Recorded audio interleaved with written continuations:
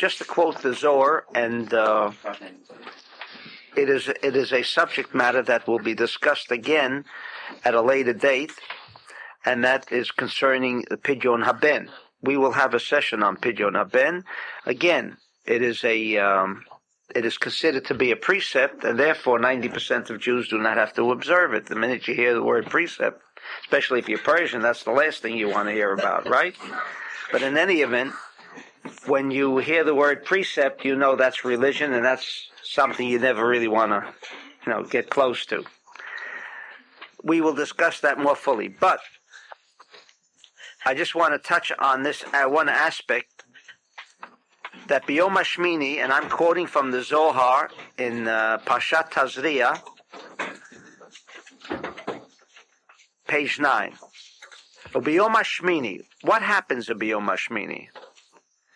Chozer haruach v'haguf leheroet lefnei hamalka ulitkasher ba ubedacha dahainu b'zeh erampin beguf v'ruach. In other words, what happens on that eighth day? What happens on that eighth day? Because the vessel has been established, the vessel that can deal and handle the soul, on the eighth day, not on the seventh, not on the ninth, but on that eighth day, the body and soul come together as one unified whole,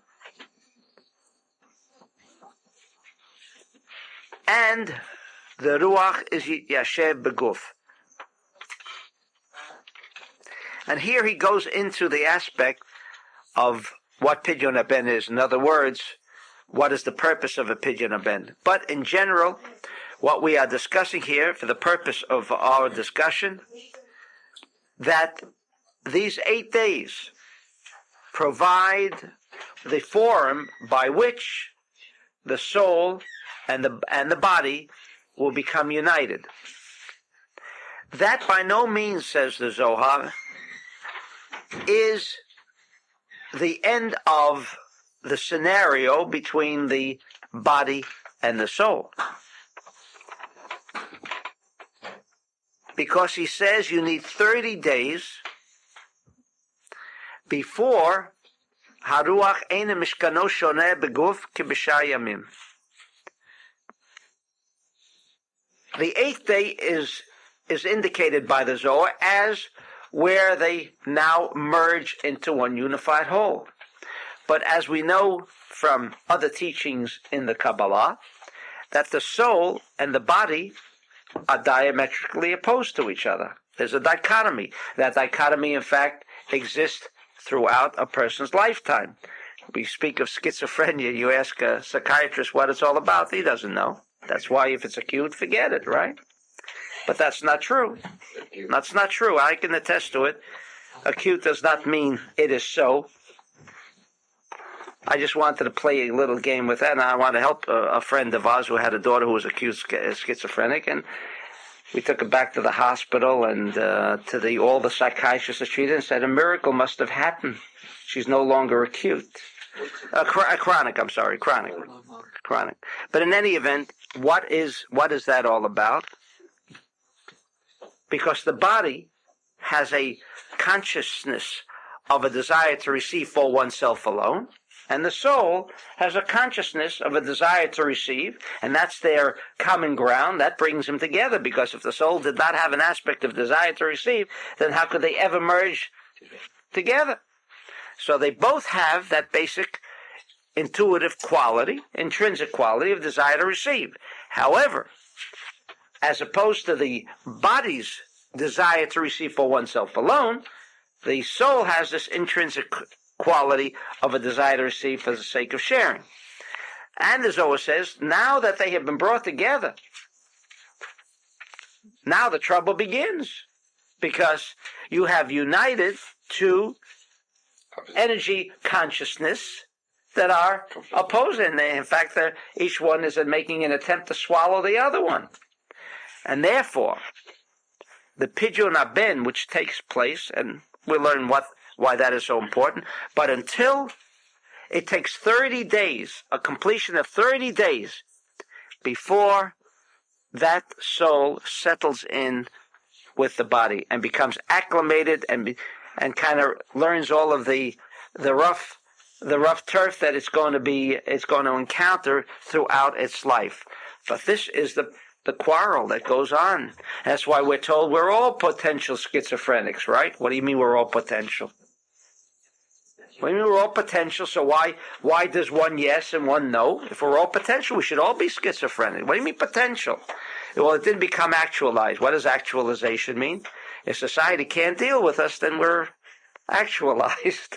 If society can deal with it, don't disrupt society too much, then it's not actualized. I mean, this is so ludicrous. I mean, you determine the extent of whether one has a problem or not, and whether he can acclimate and deal with society. All right. In any event,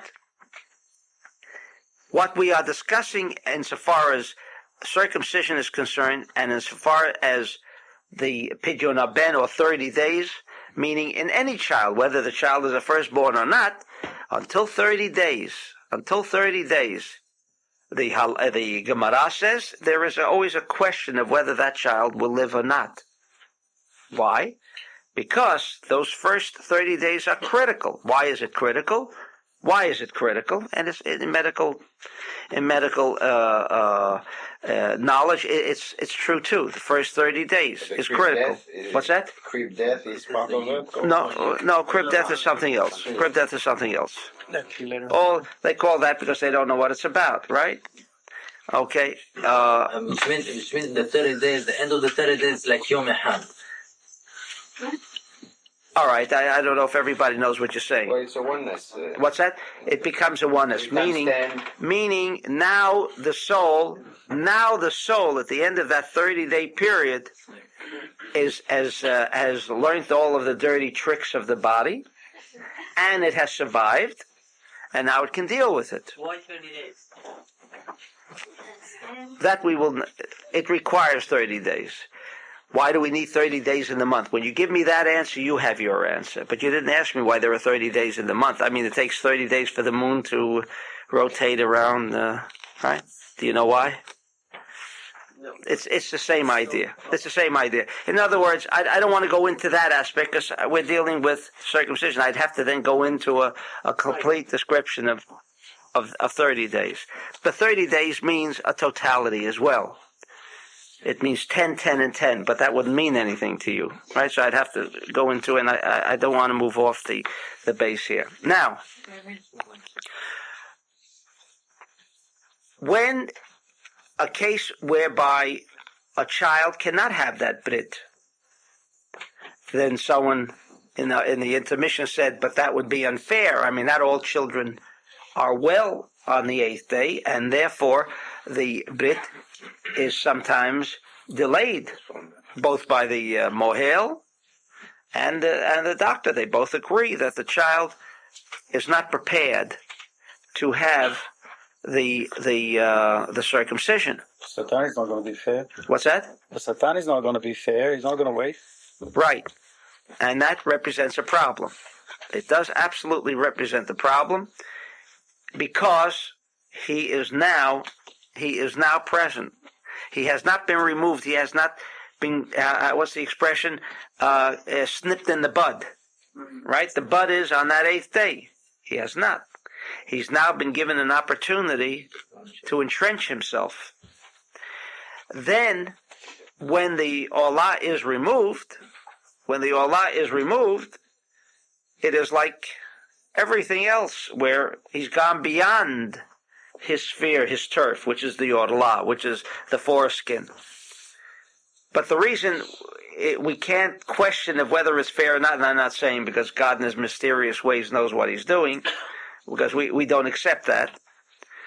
But since we know that a child appears wherever he does appear based on his prior incarnation, in other words, a tikkun process for a particular child is by the producer placed in that kind of environment, those kind of circumstances, whereby he can ultimately achieve his tikkun. And part of his tikkun is to be faced with this problem of where the Satan has been given an opportunity to become entrenched, and he was not removed right at the outset. Therefore, when problems, and they will occur, and I have found that also in experience, that will only be an opportunity for that child who has studied reincarnation, that child who has studied a little about circumcision. Therefore, he will be better equipped to deal with whatever is happening, because he will know exactly why things are happening, and then not have to go off far-fetched into other areas, seeking the methods by which he can extricate himself from problems. From all we have said now, when the Moshe's wife, Tzipporah, when she saw the Malvet coming to her son, and she circumcised him, okay, do we have any more information of the outcome of the child? It is the most abstruse and so coded section in the Torah, because first of all, there is never again a mention other than when Jethro comes with Tzipporah and their two sons, but there is no mention of whatever happened, etc. No mention. Certainly this Gershom, who was the particular child we're referring to, there is no mention of what happened after, during his lifetime. No mention whatsoever. Okay, so forget this one now. How about Ishmael when he got when it took place at the age of 13? Right. So he was invaded by the. I'm going to come to that. I'm going to touch on it. That's why I'm sorry. In between the two, it's the first time I hear the word. I know there is a synonym for Christians. They call them arelim. Yes. But that's because they don't circumcise. I will be discussing that in the Power of the Alphabet, which is coming out shortly. Arelim, incidentally, is also a Jew who is not circumcised. So it would be a corruption to say that all non-Jews are Arelim. No, I was right? mistaken. Right. Okay, we're coming to the end. In fact, Moses was called an Arel Sifatayim, right? We even give him the name Aral, meaning it. And what was the relationship? And I'm hoping to touch on that a little tonight. They also touch on why Moshe didn't do the circumcision himself. Yes. I don't know the answer yet, but we'll touch on it. The fact that I don't know the answer doesn't mean that we're not going to raise the questions, right? All right.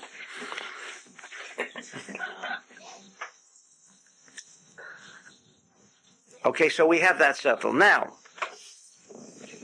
in the Hagdamat Sefer HaZohar, towards the end, he discusses not all of the precepts, but what he considers to be the most important precepts, meaning those that affect the cosmos to a greater degree.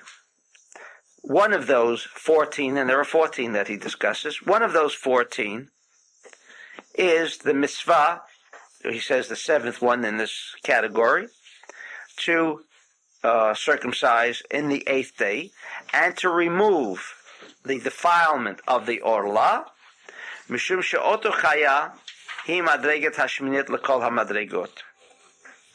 In other words, because we want to have malchut, which is the ultimate vessel, to be without defilement, and therefore we go through all of this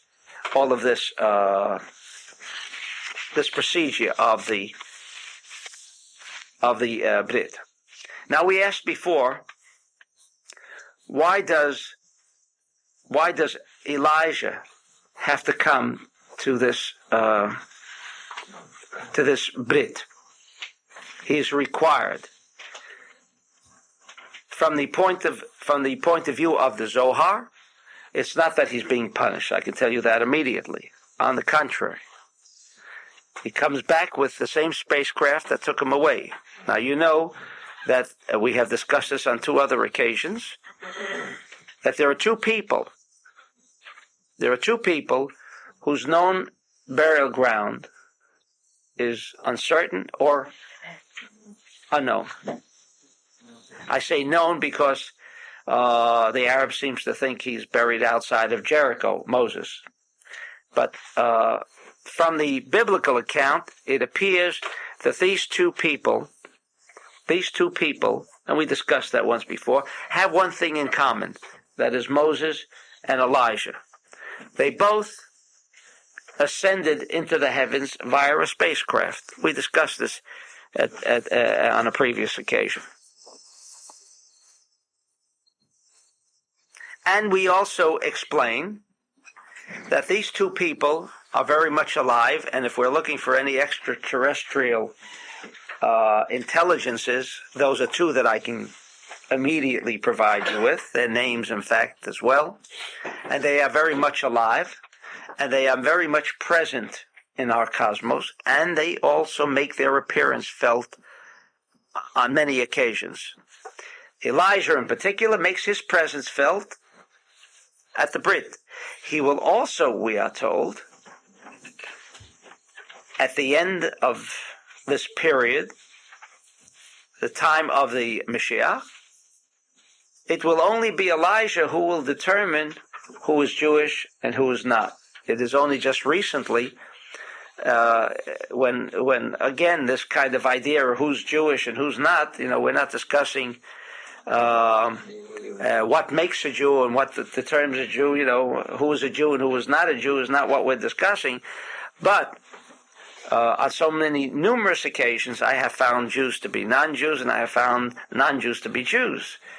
And that was just recently. Some fellow walks in here who wants to assist us, and he's not Jewish. But of course, while we're sitting together, for whatever reason, he tells us, oh yes, he does remember his mother telling him a story about his grandmother, that she was a little girl and the parents were lost, and so the family, gave up their children for adoption. She wound up in a Catholic home. And so his grandmother had his mother, and they're Jewish. And so he's Jewish, but he says, I'm Lutheran today.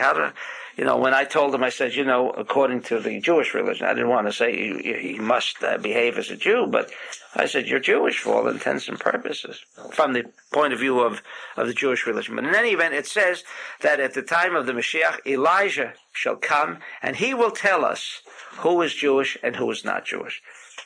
Nobody else around to be able to provide us with that kind of information. What's that? Okay. All right. He will recognize each one because. But what do you do about the females? What about the females? Right? There's no Brit. I mean, how did you determine that? Right? How about the one that were invited? What's that? How about the one that haven't invited? And what about those who didn't invite him? Right? Women have no Allah, not physical Allah, but metaphysical. No, because I think I made that clear. If not this time, but I thought I kind of indicated what the Orla meant. It meant the male sexual organ is that channel for the highest form of energy consciousness known to mankind. What it can produce, the kind of intelligence it can produce, another human individual, and produce generation after generation, being the seed of generation following generation. And the woman is only, I don't want to say only, I don't mean to put it in a derogatory way, but that it's like the seed, if you don't put the seed in the earth, in Mother Earth, there's no tree. So it's not a question of who's more important, just we're quantifying just what each one represents. That doesn't make one better than the other. Technically, you can put it in a cube. What's that? The seed anymore. Technically, you need the seed. You do not need the egg anymore. You can put it in a tube, but without a sperm, you can't do. That's what I'm Oh, saying. that's what we don't even need. We don't even need that. Okay. Yes. Sir. Can I go back a little bit earlier? You said like this, אותה חיה היא מדרגה שמינית לכל המדרגות. What does it really mean? That she is the ultimate. Malchut is the ultimate that makes everything manifest. המדרגה השמינית is מלכות? Yes. Well, because it means from Bina, she is the eighth. Remember, we're talking about the soul, which has nothing to do with the vessel. The soul is coming out of Bina. That means the מדרגה שמינית means the vessel after the seven. The ultimate, Seventh. the final culmination of the vessel. All right. Okay. Now we see that these two have something in common, and we raise the question. I mean, of all people, not to have performed the circumcision on his own son, Moses. Of all people, Abraham was commanded, and like I was told, I mean, who wouldn't circumcise? I mean, most Jews would even go through with it. Certainly today, maybe they don't know what's going on. Maybe they don't know the proper meditation that should be getting into it, which we don't know if I'll have time. I don't know if we'll get into this more fully, but I think we should. I think it's so vital, and it's so important that the mohel knows what he's doing besides just acting as a physician and taking off the olah. It's far more deeper than that. But how come Moses, of all people, should fall into that kind of, should we say, a trap? I think he wanted to keep them close. What's that? He wanted to keep them close. He wanted to? To keep his back close to him, so this way he would keep a good eye on him, or study his manners, or study. Okay. Okay. All right. We have to. The answer to Elijah being required, meaning he's acting as a double agent. I mean, it was certainly no punishment. The man merely told the truth at that given time. The fact that others do perform the Brit, but he was talking about those who were not performing the Brit. And as Rabbi Shimon already stated, that it seems that the entire world rests on Brit Milah. Remember, we began off with the first Zohar reading. That over and above all other mitzvot, it doesn't say about idol worshipping. It doesn't. Rabbi Shimon does not mention the fact that if one, if the Jews and as they have in the past worshipped idols, it didn't say that the balance of the world is thrown out of whack. Is thrown into whack, I should say, thrown out of balance. He stresses that particular aspect of world balance in the universe as being predicated with the establishment of Brit Milah. The only thing that I think George touched on it is that when Rabbi Shimon quoted what he quoted about this creating balance or the lack of Brit creating imbalance in the universe, Rabbi Shimon, who was an incarnation of Moses, obviously also knew the significance of Brit Milah. But if you remember the story, I think I might have mentioned on Lag Bomer, you may have heard, if you recall it, the reason Rabbi Shimon left, it says, Rabbi Shimon chose the day he would leave. In other words, he chose the day. There is no such expression concerning anybody but Rabbi Shimon. And because we know that, and this is so striking, that such a powerful man, and yet you have the little rabbis, and I don't pay much attention other than they are a force that misleads people in their congregation to say, put Rabbi Shimon aside, I mean, not get into what he's teaching us, yet the mere fact of even mentioning an individual like Rabbi Shimon, about whom it says, he chose the date to leave. It was easy for him. What's that? It was easy for him.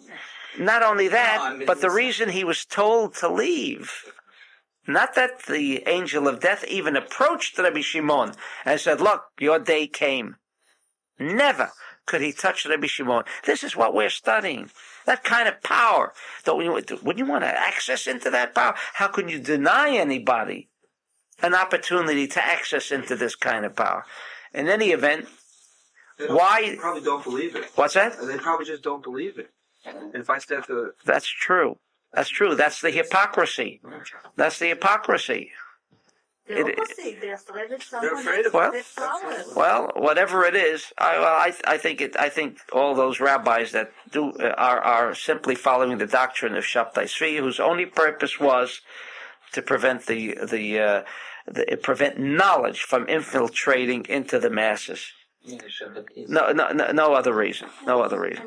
Like someone told me the other day, he had confronted a rabbi. He said, "But Rabbi, what do you do about a certain mitzvah which he had a problem with?" He says, "So that's one of the mitzvot I don't approve of."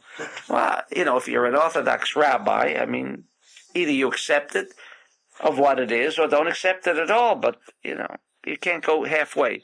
But in any event, we are told that the reason Rabbi Shimon left was because the Satan, the Allah, demanded that he be removed from this universe, not because of all of his evil doing, chas v'shalom, but because he said, with a man like Rabbi Shimon around, there is no free will in the universe. He not only escapes my clutches, never becomes overwhelmed, and never becomes subjected to my level of negative energy consciousness, but that he seeks me out and doesn't permit me to perform the job that I have been created for, and that is to provide free will, the opportunity of doing good, the opportunity of doing evil. This little incident of Rabbi Shimon and Moshe, he brought, remember I mentioned casually, just to give you a broader background before we get into that Zohar. I said, you remember, we were quoting the in Pashat Lech Lecha, the aspect of Brit Milah, and then he goes on to tell us that Moshe Rabbeinu didn't perform it, because there is also the aspect of Brit Milah, and it was accomplished. The reason why Moshe Rabbeinu did not, because he knew the task that lied ahead, and that was, he was going to have to regain control and be master of the universe, of which at that time the Egyptians were in total control with their negative energy intelligence, total control of the entire human race, as the Zohar mentions, in that middle kingdom, and that everyone fell under the influence and dominion of the Egyptian. And before he could create any balance or any semblance of balance in this universe, placing it back into a par, he knew that he would have to confront the energy intelligence when it became manifested. This negative energy intelligence referred to as the Allah. Moshe just has to make a change.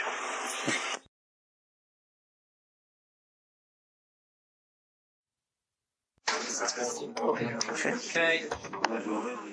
Now, the Zohar mentioned that before the Jew can have dominion over the negative intelligence called the Sitra Achra or Satan or Satan, there is a requirement of the Brit, because if the Brit does not cut the Allah at its root, then it becomes manifested, and then it's like everything else.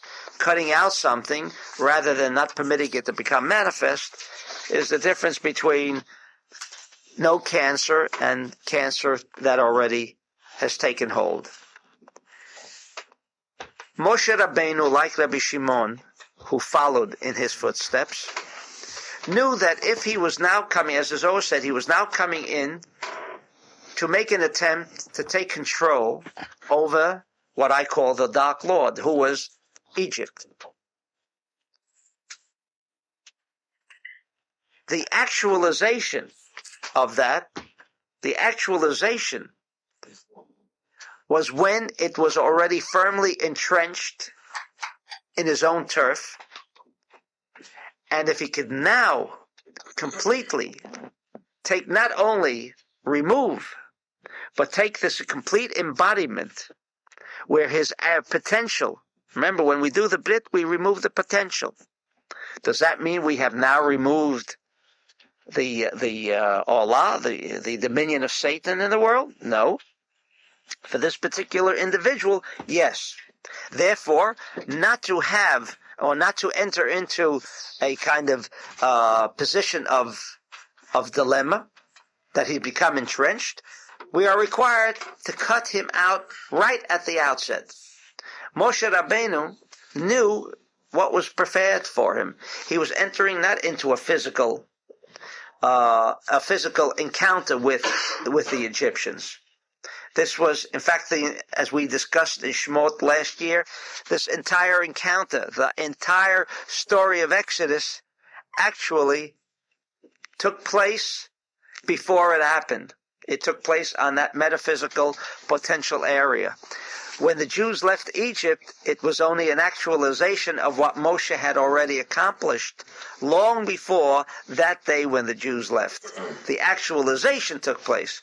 But, as we said in Bo El Paro, when God tells Moses, Bo El Paro, come to Pharaoh, and actually all of the Zohar and everyone else as a commentator raises the question, why does it say Bo El Paro? It just say Lech El Paro, go to Pharaoh. Why is he telling him come with me?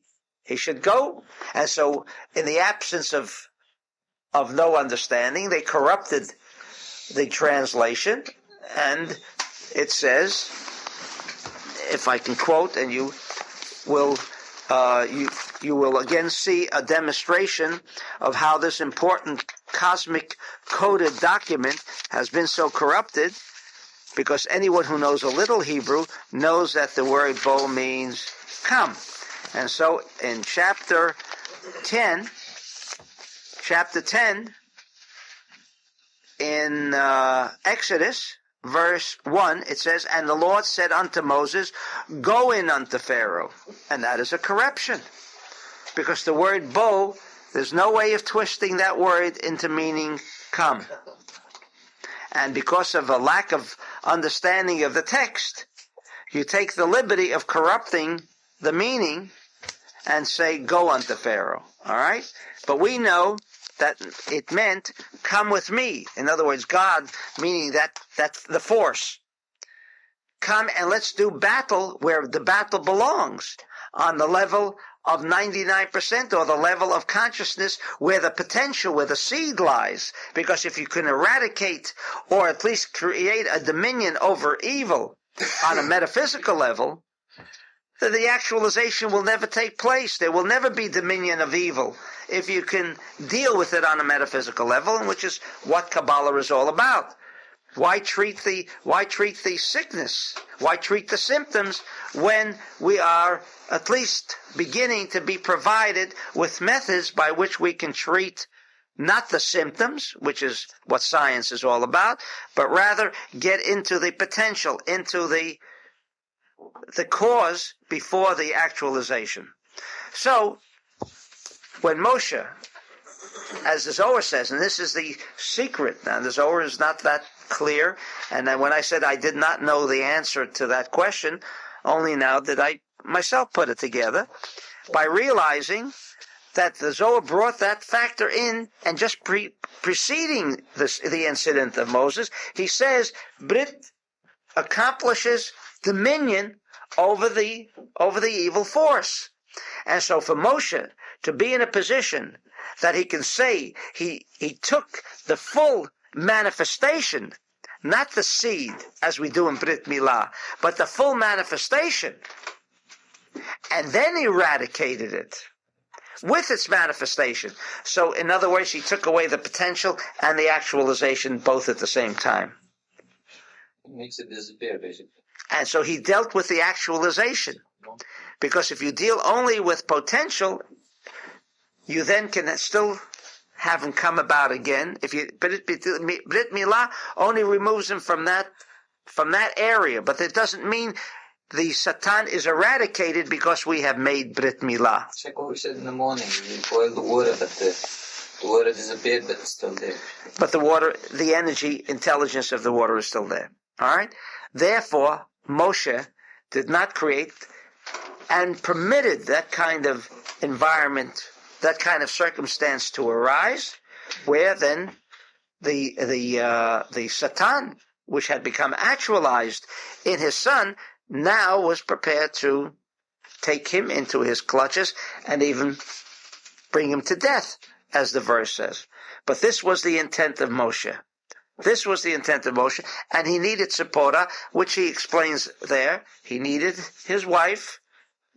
He needed his wife to perform the Malchut, to perform the actualization. Moshe performed it on that metaphysical level, but the actualization of removing that klipa, but the fact that she had done the Brit Milah at a later date, had it not been for Moshe, and that is the distinction I'm making between children whose Brit has been delayed, where it has become manifested. You would need someone like Moshe, or Moshe's teachings, if there are any, how you can eradicate the manifestation already and the actualization that has taken place where a Brit, where a circumcision has been delayed.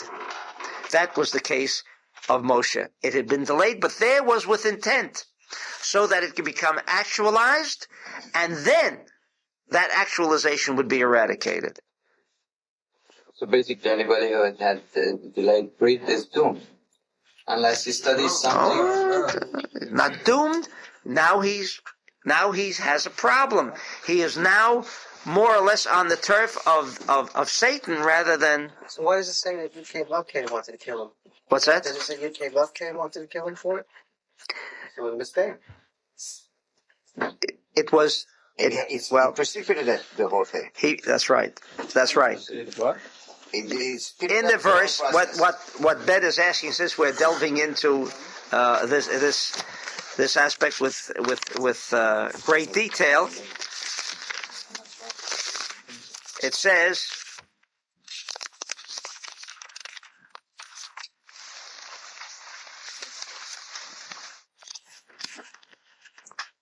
Vayivkesheu Hashem vayvakesh hamito, and he sought to kill him.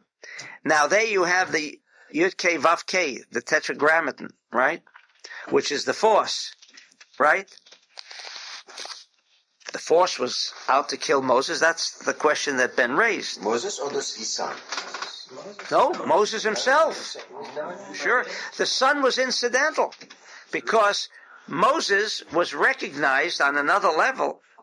I mean, if he was being sent now to perform, and it was only Moses who performed the Exodus, it was not the Jews.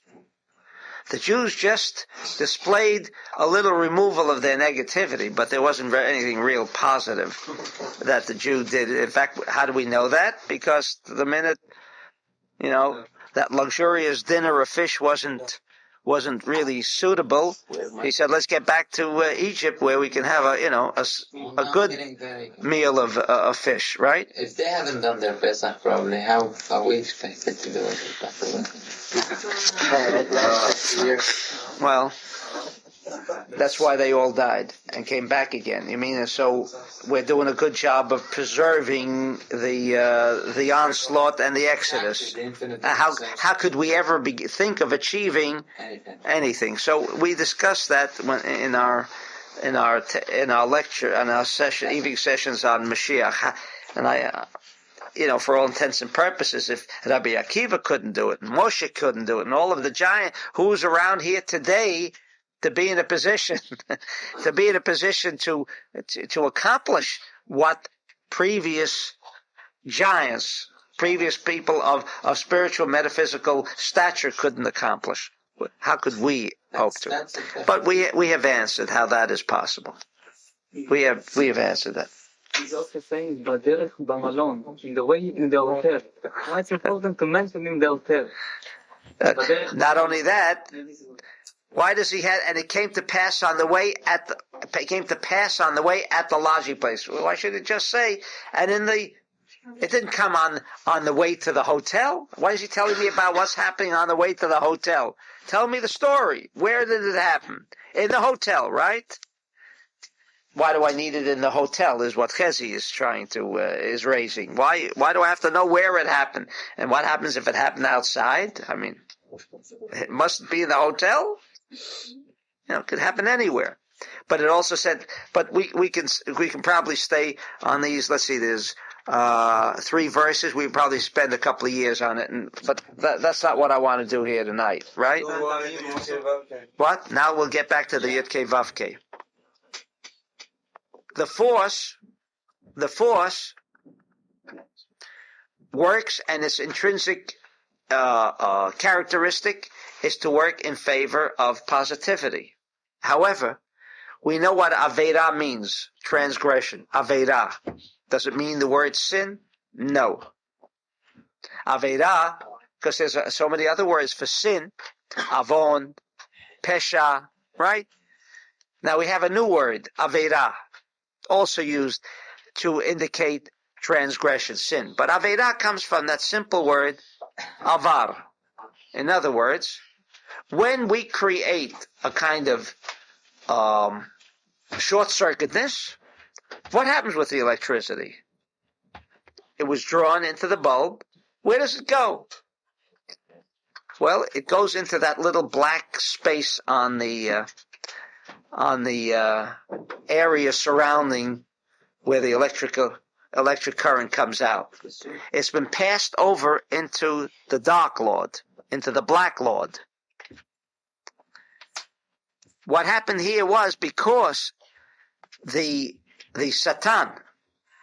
Satan had become manifested and actualized.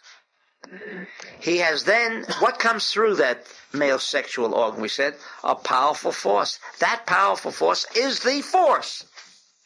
And here, Satan was in control of the force because he was permitted to become manifest. He was now using that same force, like in a bulb. You have positive and negative, is that right? Is there a different kind of electrical current in the positive pole as there is in the negative pole? No.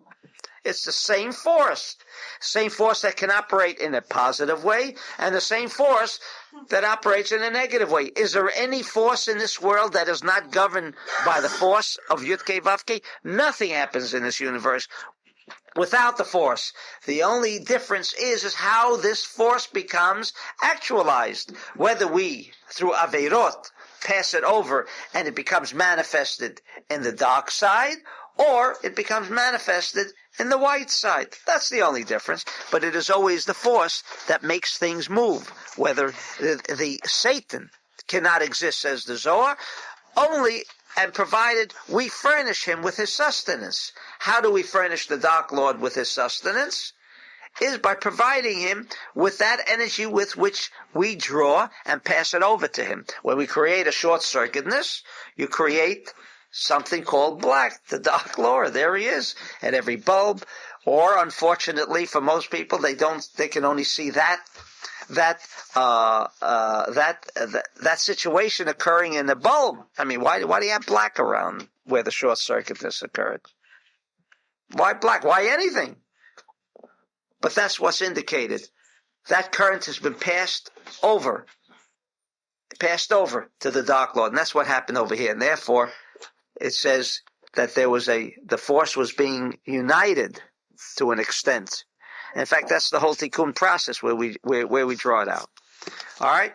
So we understand to that extent of what Moshe was out to accomplish. In other words, he was actually acting as a double agent. He was permitting the Satan to believe that he's going to become his partner. They're going to operate together.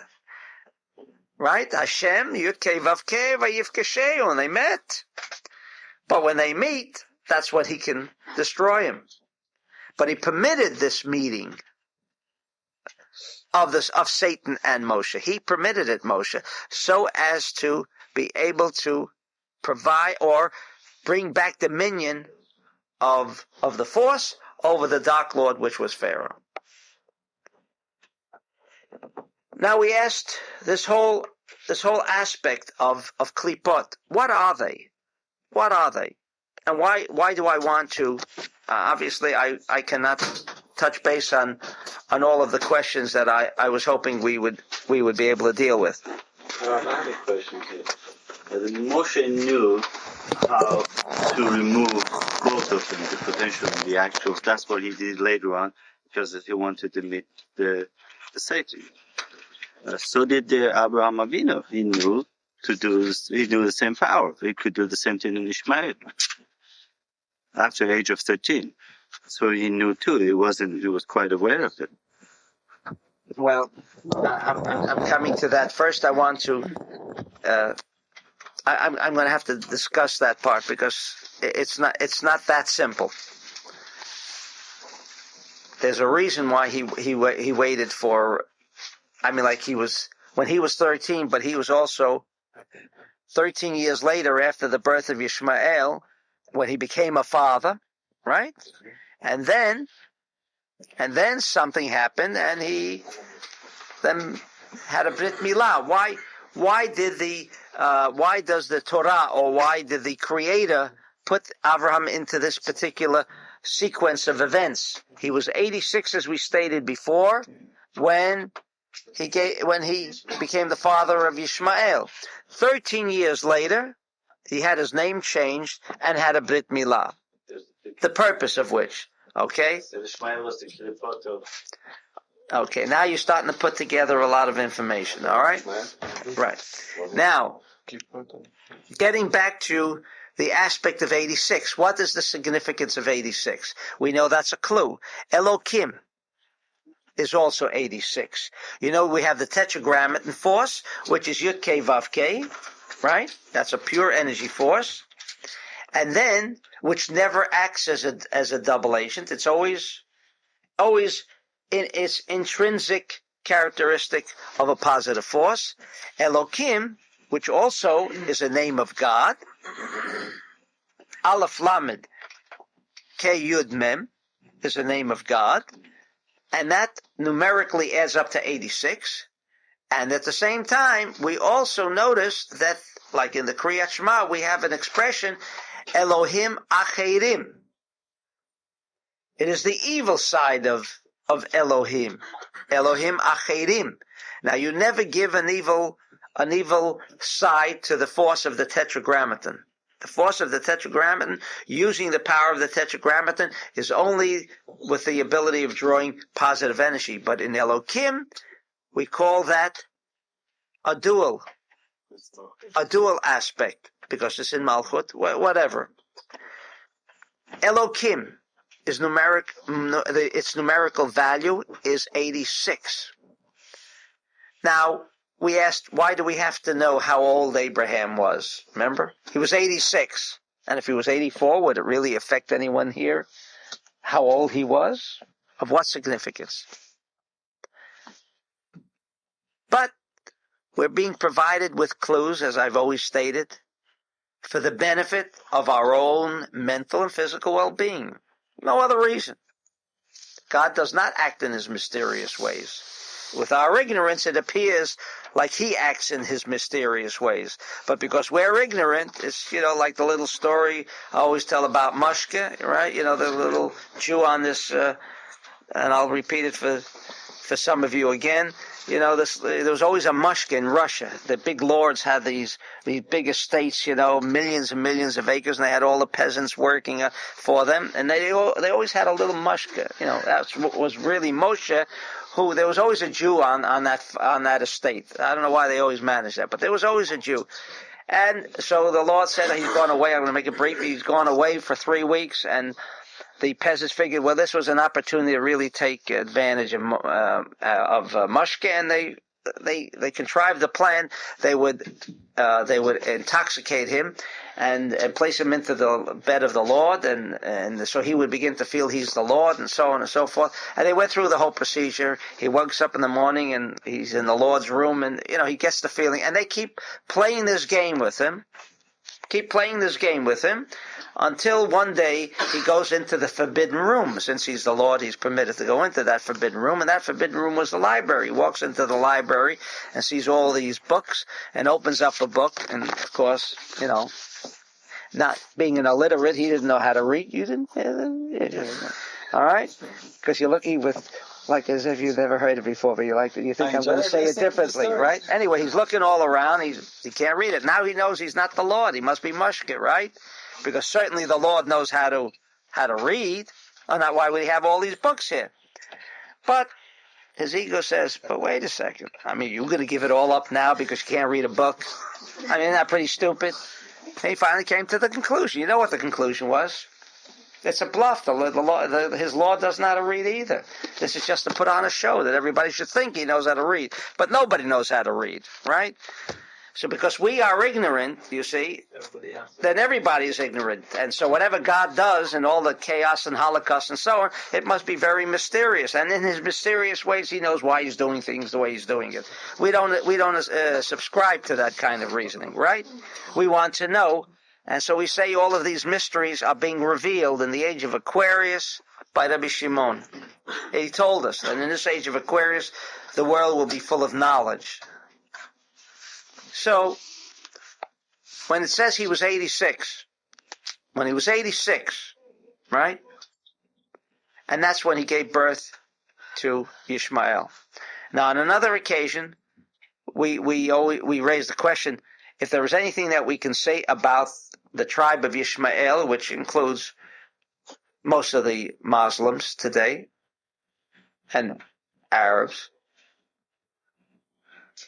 they have this characteristic and attribute of being very hospitable. Can't take it away from them. They are very hospitable. What's that? You take you into their home, and they're very hospitable, right? And in fact, they're very insulted when, if they offer you food and you refuse. I mean, they don't know what that means. And that was his attribute. But the Zohar says, but this was the attribute of Chesed of the Klippah. Now, how could there be sharing as a Klippah? So we already discussed that at great length, but briefly stated, we know how good parents demolish children. Right? Give them the Mercedes as soon as they graduate, and never really should they have a care in their life. Why should they have to go through all the pains of growing up and all of the poverty that they had to succumb to, so the parent now is going to make it much better for the children, right? And he demolishes him with it. In other words, by chesed, you can ruin people by overextending chesed. That is that characteristic that is also contained. So therefore, the Zohar says, know that while Abraham represents Chesed, there is also an offshoot, an extension of Abraham, which is Chesed, but is called Ishmael. In other words, there's a bad side to that too. There's a bad side to that too. That bad side came because he was 86, meaning he had not as yet achieved the Chesed consciousness that would come at age 99. The Chesed consciousness was not Abraham, and therefore he was born when? Yishmael? At age 86. Because he was still not involved in that kind of Chesed consciousness. Therefore, he had Yishmael, because that was the process that there should be, not only by the Arab, but it should be here in the United States, how we can destroy our children by being over-permissive and so on and so forth, for the sake of sharing, so to speak, for the sake of sharing. Therefore, when he achieved 13 years later, but at that point, he was born from Terah. He came from the seed of Terah, and whatever Terah was, we've already learned about that. There was a rebirth with his new name. We discussed that before too. With this rebirth now, at that point of a rebirth, there was a complete new Avraham, one of a pure Chesed consciousness. And therefore, 13 years was when it was required. Well, you know why we have bar mitzvah. I don't want to dwell on that either, but you see how all of these things come together. It required 13 years because until the age of 13, he was not yet born with that facility, with that ability of a pure chesed consciousness, which we know bar mitzvah represents. Because every child is born first with the desire to receive for oneself alone, and it is only when he achieves bar mitzvah, age 13 by a male or 12 by a female, that this new consciousness called sharing, responsibility, restriction enters. And therefore, at that point, when he was overcome with this transformation, at that point he was ready for a new kind of equality, which was chesed, and therefore the brit was required, not before. That's why Sarah, she got pregnant after 12 years. No. Yeah, that's right. Because a year later. That's right, because she was. That's right, because she was only with her. It had only got. That's right. She was a year younger. All right. Okay. All right. No, we'll just pass that off. Okay. All right. Therefore, what was indicated in this passage is to show us the significance of what Brit Milah meant and why it came when it came. Therefore, by a Jewish child, as opposed to an Arab child, the Arab has already a greater intrinsic characteristic to his plus of chesed. What's that? And therefore he could have the Brit at 13. But whereas we know the intrinsic characteristic of a Jew, how ugly that is from one point of view, and how it could be transformed into being something of a purified nature, but it's this kind of battle. Therefore, by a Jew, it was required that you've got to nip it in the bud. Or not? Too late. That's right. Okay? Now, if we'll have to do it at the age of 13, forget it. He would destroy the world.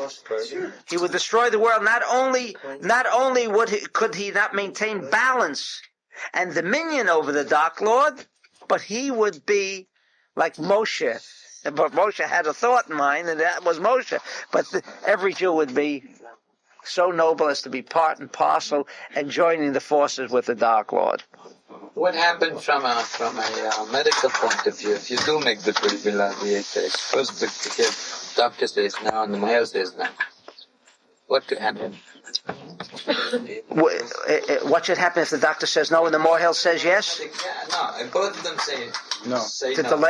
To delay it. Yeah. It's got to be delayed. No, I'm saying if actually somebody do go and No. It's against halakha number one, and the halakha is because of the understanding of reincarnation. Okay. So in other words, okay, I thought we would touch one other aspect, and our time is over. It's short. Maybe we'll have another session because we didn't touch on but you needed this background to understand what it was about. There is